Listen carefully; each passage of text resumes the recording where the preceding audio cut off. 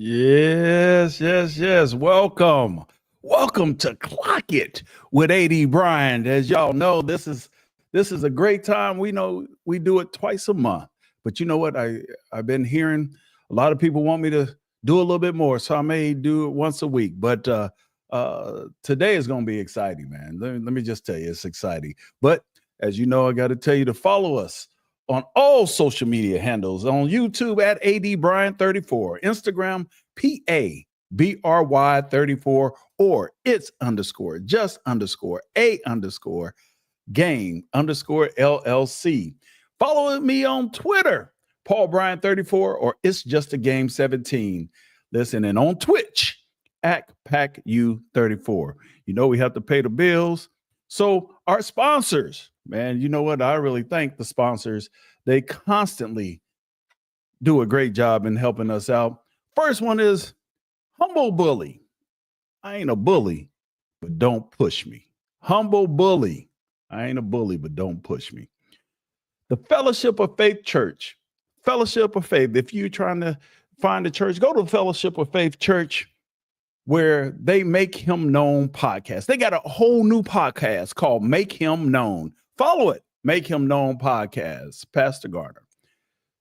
Unseen Faith by Tyler Renee. Her motto is walk by faith and not by sight. If you're looking for something that will inspire you, look at Unseen Faith by Tyler Renee. Timothy Alexander, you know, inspired by TA. He says, we don't need it to be easy. We just need it to be possible. Timothy Alexander. Then Let's Eat. Let's Eat. They're striving towards intentional togetherness, intentional communication, and intentional love. Let's Eat. Follow them. All right. This podcast, I got to say this podcast is an iJag production. The opinions of this podcast are the sole opinions of It's Just a Game Sports Consulting, LLC. All right. Now, today's guest, y'all know who today's guest is, but I want to make sure I'm going to look in the camera and tell you, you know, in an age where counseling someone takes about 280 characters, and as we know, our outrage is our currency. But where does honest communication fit in? That's what we're here to find out. Unfiltered, unscripted, unapologetic. Please join me in welcoming Scottay from Off Script.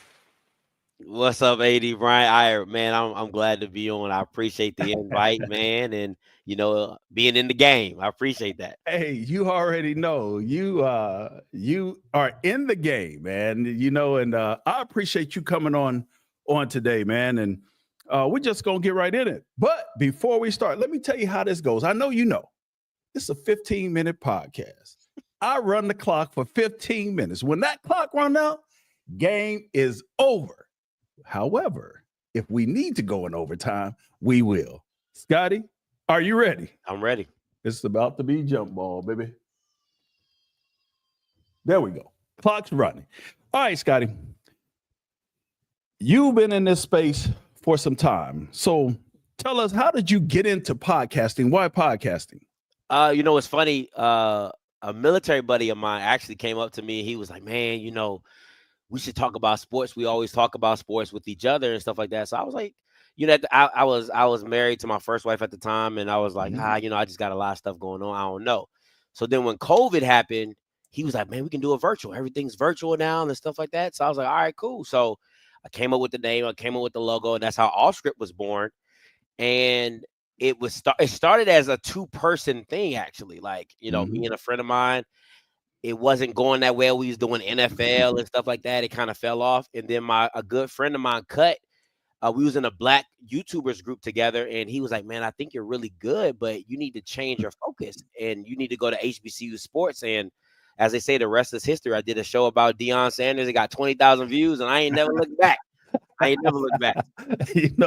Scotty, so when you start going into HBCU by Deion Sanders, and I did see something you were talking about cooking, and I think that may have been one of your first, but I'll explain that later. But tell us why the focus on HBCUs? At first, it was just because it was giving me traction, right? Like I'm like, people listening to me, and at the time I knew nothing. When I tell you I didn't know nothing about HBCU sports, all I knew was Morgan, Howard, Spelman, and Morehouse. That's it, and of course Bowie and stuff like that. But all the stuff in Maryland, I didn't know anything about the SWAC. I didn't know anything barely about the MEAC, right? So, I was just learning as I was going and kind of getting. I'm like, oh wow, this is like felt like an underground rap scene, like I ain't never heard about. I'm like, oh man, Swisher House and Slim Thug and Paul Wall. Okay, I like this. So I just started rolling with it, and it became fun and interesting at the same time. Yeah, I tell you, it's funny because people don't know. A lot of people I hear they don't know Scottay, like they don't know Scotty, right? And people they asked me, they was like, well, it seemed like y'all cool. I said, but Scotty, it's not like Scotty don't talk about me. It's not like Scotty don't talk about Alabama. It's not like that. Scotty is unapologetic and unscripted. That's why it's called off script. And so I literally argue with people because I don't run from controversy. I'm going to deal with it. You deal with it. So what originally drew you to explore the topics others tend to avoid? That's a great question, Dr. Brian. You know what? Like, I've always been the person in my life, like, that always challenged authority. Like, even when I was in the military, I was the dude that would be like, the sergeant be like, we cutting the grass with scissors. I'd be like, why? We got a lawnmower right over there. Like, why does it? Because I said so. I'm like, but if the purpose of it to get the job done, wouldn't you want to use a lawn like that? That's always been my mindset. It has been a gift and a curse in a lot of situations because, a lot of people just follow the herd and follow what is supposed to happen. But me, I've always been that question asker, that challenger of authority. And I just want people to think for themselves sometimes or outside the box and like, hey, like, look at everything. It doesn't make sense. Doesn't mean I'm right, but just I like to challenge and like, let's think about this. Right. But don't you think that creates a different type of eye on you? Yeah, because you're always the person that people think that they don't. I'm not the get along type of person, right? Like the go along to get along, like that's just not me. So in certain situations, and it gets hard when you have like friends in the space, right? Because it's like they think that you owe them something, and it's like I don't really. In my friendship, I owe you letting you know, like, hey, Dr. Brian, like, you know what happened. I gotta talk about it. And then most of the people who understand, they be like, Scotty, I get it. You got a job to do, right? So, but it's the people that don't know me that think I'm always just attacking, and I'm like, it's not the case. It's like people have issues, people have concerns, and I just try to give that to the masses because I feel like we have to conduct ourselves in a way that we can hold ourselves with a standard. And I think that's the part that I think sometimes in the space is misconstrued. Right. But do you feel your platform holds you to a higher standard or gives you more freedom? I think it's both. I think the freedom is I get to say what I want, but the standard is if I'm wrong, can I be a man and stand in front of the same people that I said such and such was wrong? I got to come back and say I was wrong. Like that's the part where I love it, but I hate it at the same time because I love accountability. That's my life, right? Right. But to me, what my platform does is it makes me have to look in the mirror every single day and be like, am I doing this the right way? Because if I'm not, then I got to come back and apologize to the people that are watching me and the people I'm talking about to hold me accountable. And it sometimes is rough, but at the same time, I love it because I'm like, I love accountability. Right. Well, one of the things that you've done, well, someone says this, Scotty may talk about AAMU, but he can't help but respect it. Y'all got some money down there, boy. Y'all be got money. But I know, I don't want to talk so much about AAMU because this is about the space that we're in. But what is the most misunderstood part of your viewpoint, and why do you think that is? That I think the white man's ice is colder. Like people always think like I just love white stuff. And it's like that's not the case. It's for me, it's I love my people.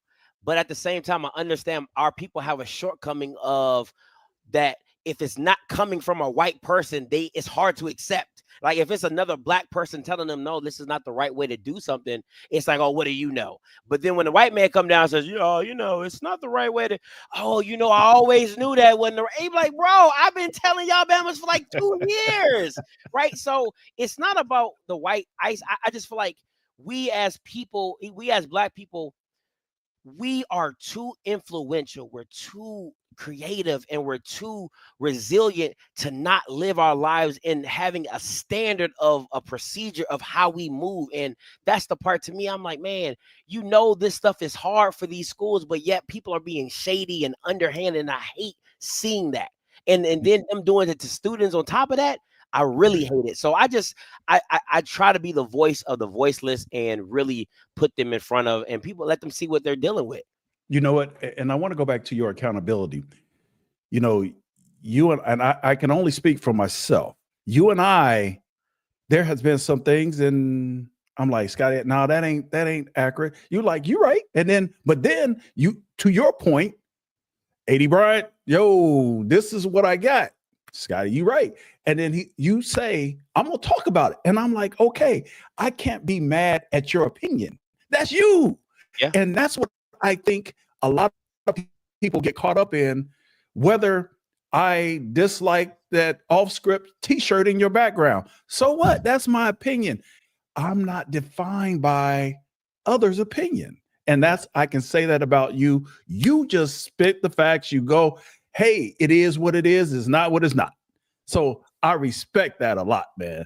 I respect. But before we go on, where are you at right now?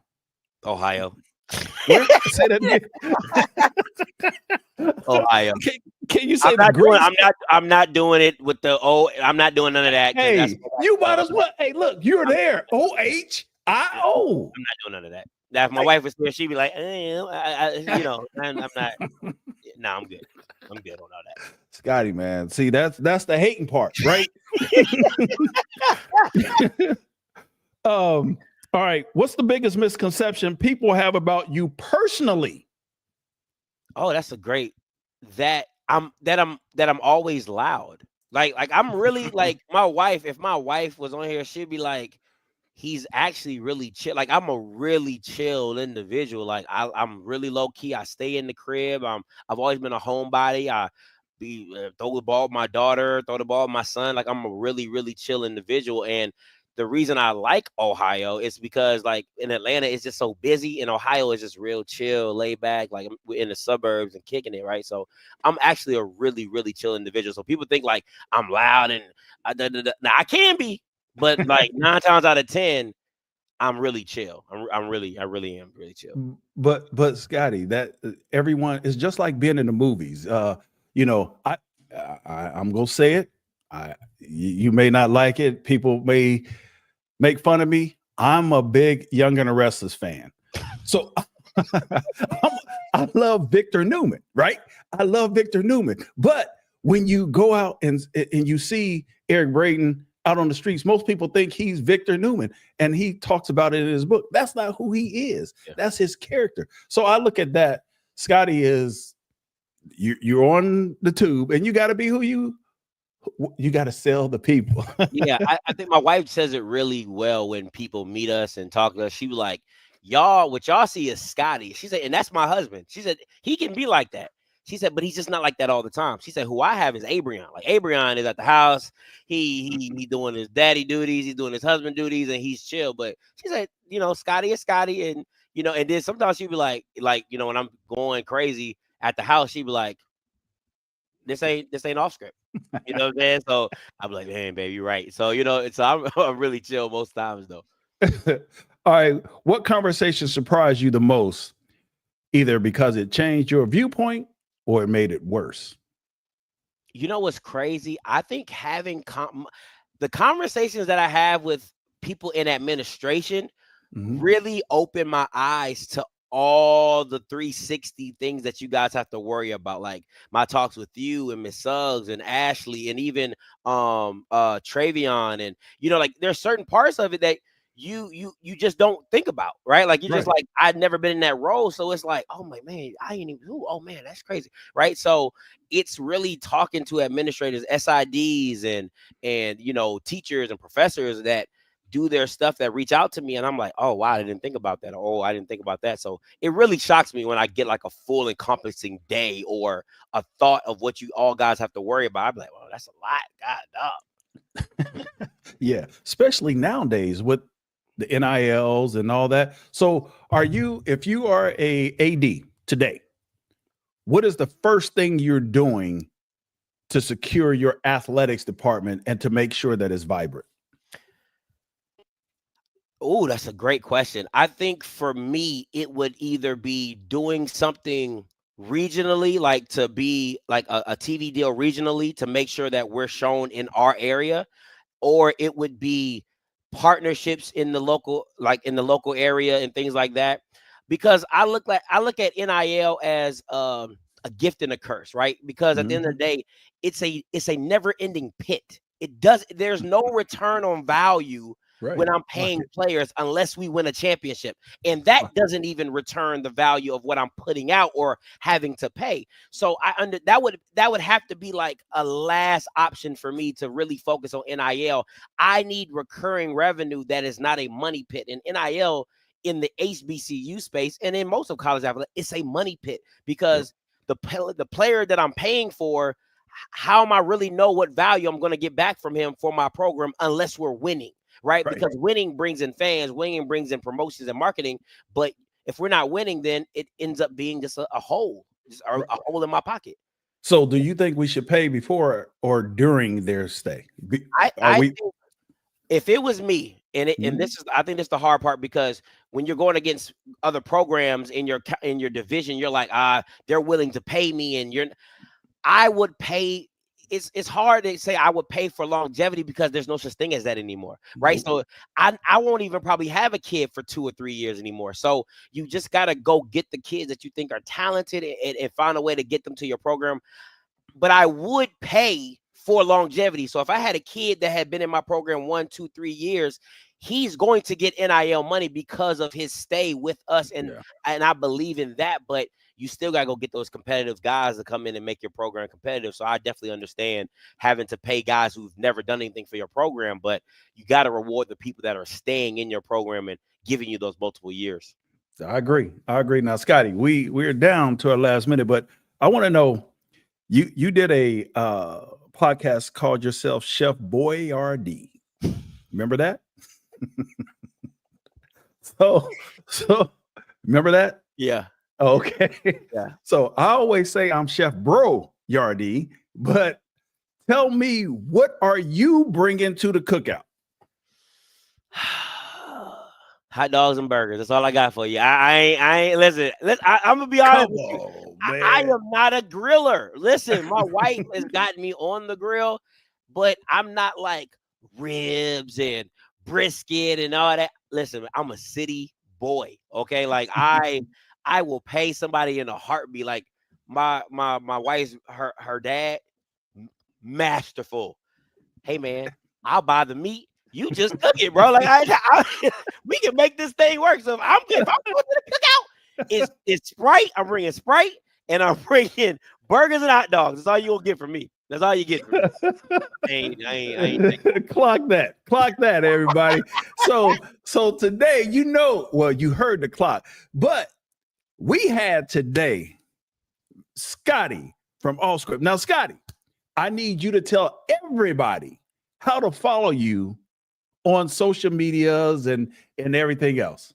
Man, you guys can catch me on YouTube channel Offscript. You also can catch me on Instagram and Twitter on Offscript TV, _TV, and you'll see my logo, my graphic image. And listen, man, I'm around. As I say, I'm around. I get around. Yeah. Now, Scotty, one last thing. You see it at the bottom. It says ADP invites Scotty Tay 150th anniversary homecoming this fall. Now, on your show, Now, this is my show now. So I invited you on your show. You did. To come to Alabama A&M. Now, Scotty, here it is. I'm inviting you again. I have a every home football game, I have a linear TV show. A linear TV that's on linear TV. That's tough. It's called On the Hill Live with A.D. Bryant. So, Scotty, the invitation by J. Rob's video, he doesn't put it out there. I put it out there. Scotty, can I get you on the hill? Who y'all playing? Well, Scotty, does that matter? I come for the listen. Okay, hold on now. I come for the football game. I'm a football fan first. Okay, I got one for you then. Okay, come to Lewis Cruz Classic, Alcorn State. I hate. Is that at Peoples? No, that's at home. Oh, okay. Lewis Cruz. Okay, yeah, I can do that. No. That's my first home game. Lewis Cruz. Okay, I'm listen. Now I'm gonna be honest. Now I don't mind coming to homecoming because I know there's gonna be a lot of people. I'm gonna tell you right now, it's not me. It's the wife. Like she listen. The last time we went to A&M, it was a very, very bad experience. I'm trying to tell you, right? Bama's ain't want to share. Like even at Jackson, and I'm like public enemy number one. They still feed us. They still take care of me. I still got to keep my head on the swivel. I might get shot, but you know what I'm saying? It's good. Southern, I'm good. Alcorn, I'm good. Come to A&M, everybody want to act like they ain't got no handouts. I be like, bro, like what we doing? So I'm just telling you that. So I'm gonna bring it up to the wife. I'm gonna bring up Lewis Cruz on the homecoming, and if she gives it an A-OK, we'll drive on down. It ain't nothing. We'll drive on down. Okay, Lewis Cruz, you'll be my guest on my show. Matter of fact, you co-host. How about that? Oh, I can. What day is that on? We can set that up. Let's get it. We're gonna talk about it. We're gonna talk about it. So everybody, please thank Off Script for being on. But Scotty, listen, I have a tagline, I have a post line, and I say, remember, it's just a game. So be humble, stay humble, but more importantly, be your best. God bless. See y'all in a couple. Peace.